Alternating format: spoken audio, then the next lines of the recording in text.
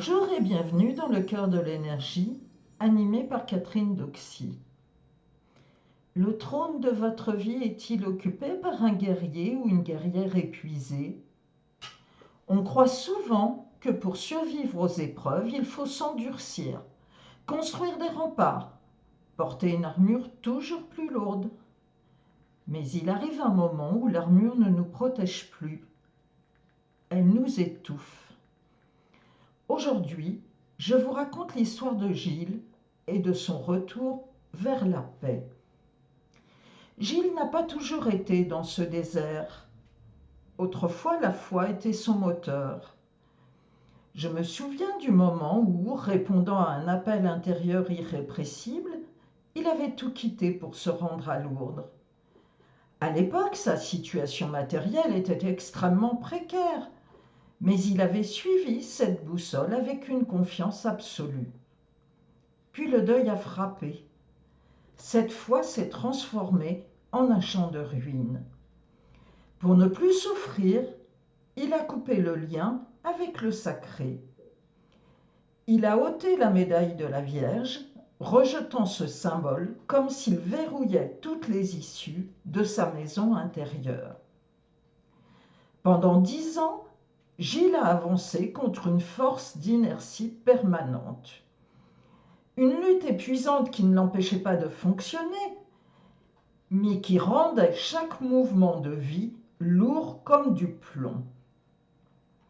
Récemment, alors qu'il passait devant une église édifiée au XIIe siècle, il a ressenti une force irrésistible le pousser à en franchir le seuil. En entrant, Gilles portait en lui une évidence. Il était fatigué, épuisé, usé, et ne pouvait plus rester ce soldat en armure. Il est entré, a ignoré l'autel moderne installé au centre du transept, suite au Concile Vatican II, et s'est rendu directement au fond de l'église. Il s'est assis au 7e rang, faisant face au maître-autel des origines, là où le sacré pointe vers l'est. Il n'a pas prié, il n'a rien demandé. Il est simplement resté là, dans le silence de la pierre, et pour la première fois depuis une éternité, il a senti une paix immense l'envahir. Une phrase s'est imposée à lui, comme un ordre intérieur, le seul qu'il n'avait pas encore exécuté. Dépose les armes. C'est avec un soupçon de curiosité, une volonté farouche de se réveiller de cette torpeur, qu'à la sortie, il a pris son smartphone et lancé la recherche avec ces mots précis. Déposer les armes. Ces mots n'étaient pas le fruit du hasard. Ils étaient nés de son silence sur le banc de l'église. Il ne cherchait pas une énième explication à sa douleur. Il cherchait un acte capable de désarmer son âme. C'est ainsi qu'il a découvert la cure énergétique dépôt des armes. À bout de souffle, fatigué de mener un combat qui n'avait plus de sens, il m'a sollicité pour pratiquer le soin. Devant une personne qui s'épuise à lutter, mon rôle est de trouver le levier de la libération. C'est ce que j'ai pratiqué pour Gilles, un travail de précision sur l'être profond pour retirer l'armure une fois pour toutes. Ce protocole est également celui que j'utilise pour briser le cycle des addictions ou de la boulimie. Car au fond, une addiction est un combat permanent contre soi-même qui finit par vider de toute force vitale.